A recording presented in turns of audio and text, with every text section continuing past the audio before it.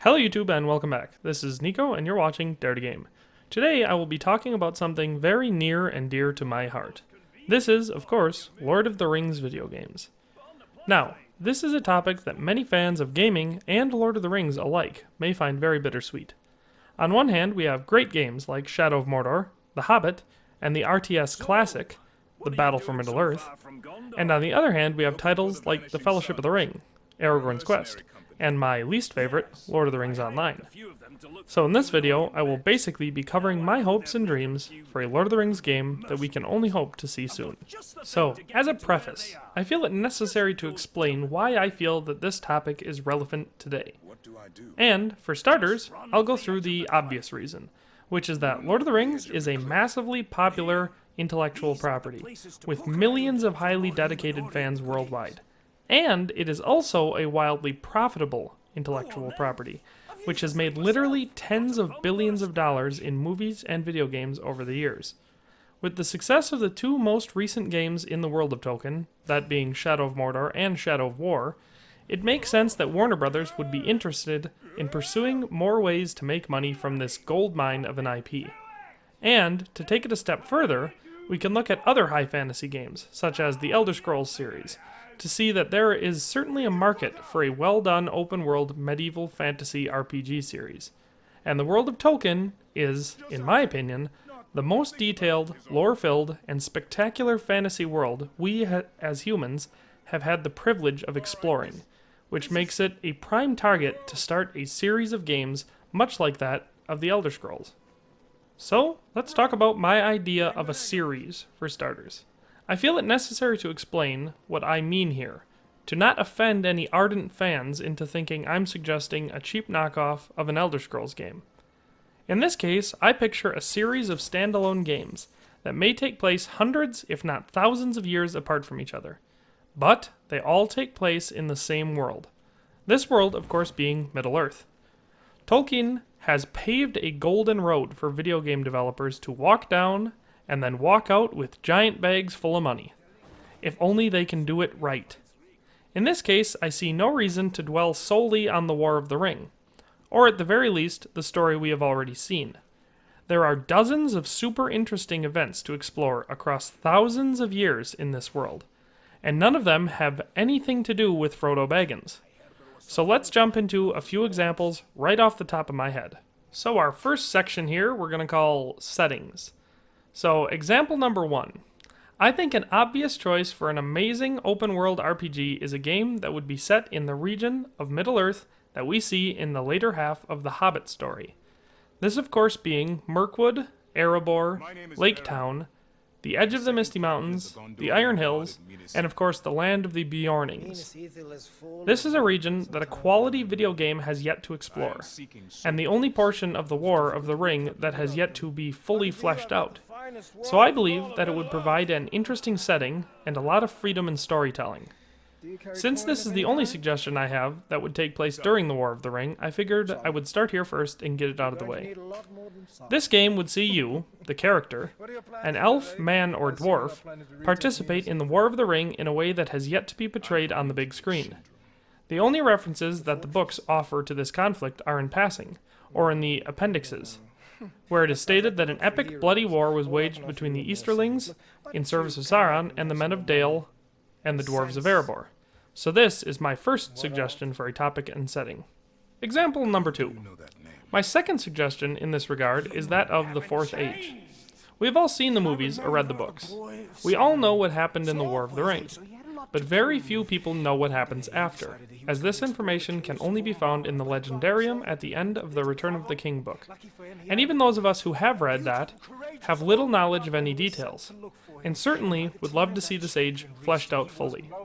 So in this regard, I suggest a series of tales, either in a single game or spread out across multiple titles, each of which could cover one of these topics from the Fourth Age. Off the top of my head, I can think of two great settings here, and they are Aragorn's northern campaign to reclaim and rebuild Arnor, the northern kingdom of men. This game could see Aragorn, the Dunedain, and the armies of Gondor facing off against the remnants of Sauron's armies in the north, which was comprised of orcs, goblins, and many factions of evil men. A game like this would allow us to rebuild an entire kingdom and face off against vast hordes of enemies to do so. The other suggestion I have for the 4th Age is a game that would follow the dwarven conquest and rebuilding of Moria. In the War of the Dwarves and Orcs, prior to the War of the Ring, the dwarves had all but defeated the orc armies in the Misty Mountains, and would have recaptured and colonized Moria had they not been stopped by the Balrog of Morgoth living in Moria, known as Durin's Bane. However, after the War of the Ring, knowledge that Gandalf had slain the Balrog would most likely be well known, and this would make Moria once again a target for recolonization, both by the remaining orcs after Sauron's defeat, and by the dwarves. So I think a game where you play as a dwarven member of an expedition to reclaim Moria, and build a thriving dwarven colony, all while battling orcs, would be a fantastic experience. Example number 3. My third and final setting suggestion is the last logical step, which is any great event before the War of the Ring, of which there are many. For example, the War of the Witch King, the fall of Gondolin, the Númenórean collapse, the first war against Morgoth, or the War of the Dwarves and Orcs. These are just a few examples of the many epic storylines that have yet to be portrayed in modern media, and I think that all of these would make amazing open-world RPGs. Okay, so starting us off here at Section 2, we have gameplay. Now, as far as gameplay is concerned, we have a whole nother can of worms to open up. Personally, I really enjoyed the Shadow games developed by Monolith, but their style is not conducive to what I am looking for here. I want this game to be a traditional RPG with maximum customization and role-playing elements. I want to be able to customize my character to fit my playstyle. I am in favor of class types. Having a warrior type for melee combat, a scout type of ranged and stealth combat, a mage type for magic, and of course a balanced ranger type who is a jack of all trades and a master of none. Then, I would also like a small subset of skills to be available at the start that can be developed as the game goes on. These traits could be skills such as armor or weaponsmithing, alchemy or potion making, tracking, hunting, lore mastery, tactics, command, or even diplomacy. In this sense, it would make decisions and gameplay strategies more unique, impactful, and important than in games such as Skyrim, where you can do anything you want at any point in the game, and go from a mage one day to a warrior the next. Or deeper and more personalized than games like Shadow of Mordor, where you are one specific character and you have little to no choices when it comes to gameplay styles.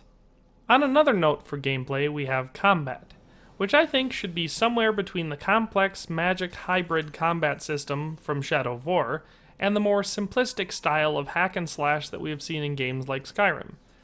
I think the combat should be simple to learn but difficult to master, meaning that the basic moves will be immediate and intuitive, but make it so more advanced techniques can be learned and applied as you get better at the game and unlock different abilities.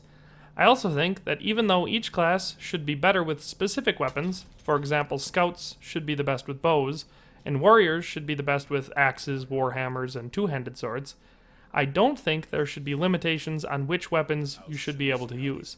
Everyone should be able to use bows, just maybe not equally as well. Lastly, as far as gameplay is concerned, I think that, as with Tolkien lore itself, the game should not be very magic intensive. Yes, there should be magic, and magical things or creatures, but it should not be treated as something that any old player can do. In the books, only certain very old and powerful elves could wield magic, and outside of the wizards, they were the only ones. So I don't want to see a dwarf running around shooting fireballs out of his or her hands. Keep it grounded and minimalistic. Section 3, Size. Now, as far as size is concerned, I don't think asking for a big map is out of the question. Something comparable to Skyrim or Kingdom Come Deliverance should suffice, especially if mounted transport is available. I think that the map should have limited fast travel, much like The Witcher 3, where you can only fast travel to certain points, for example signposts, and you can also only travel from said signposts. This style of movement encourages players to explore the map on foot or horseback instead of just teleporting everywhere. I would also like to see a deeper level of detail, especially when we are in cities or towns.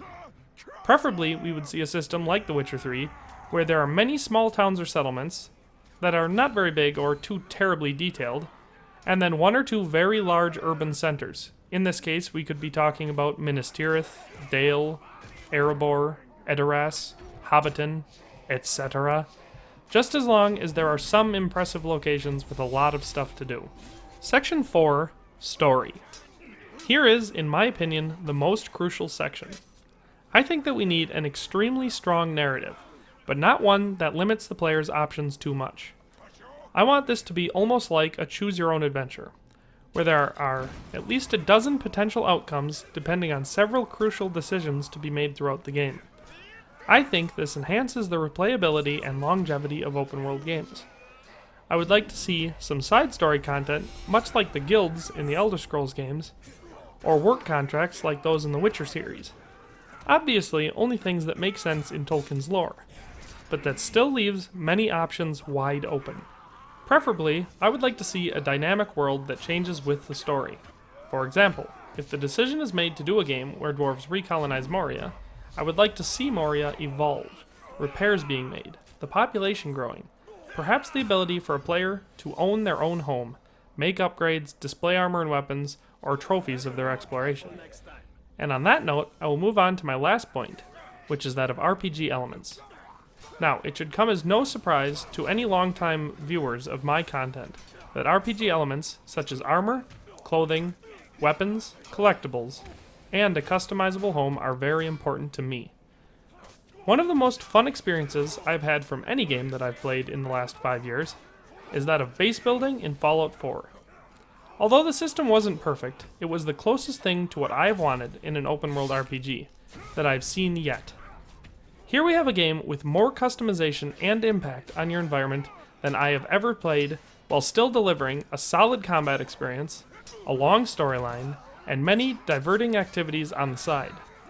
This provided me with hundreds of hours of entertainment that I wouldn't have gotten out of the game had the system been absent.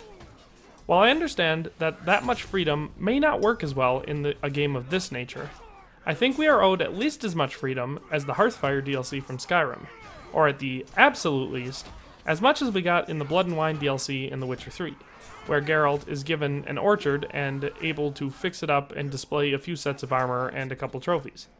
In the end, I just want the ability to make it feel unique to my experience. In the end, I would settle for any new open-world Lord of the Rings game. I've played them all so far, and have enjoyed them all, at least to some limited extent. And I am sure that I will continue that trend. But at the end of the day, I believe that the world of Tolkien is as close to perfect as we can get when it comes to high fantasy epics, and it can translate very well into gaming when done correctly. But, with all that in mind, those are my thoughts, and I would love to hear yours in the comments section below. Well, that's another video in the books. I hope you liked it. If you did, smash that like button, comment down below, and subscribe to the channel. I'm going to put some links on the screen here to help you subscribe and maybe see another video. But in any case, thanks for watching, and have a nice day. See you next time.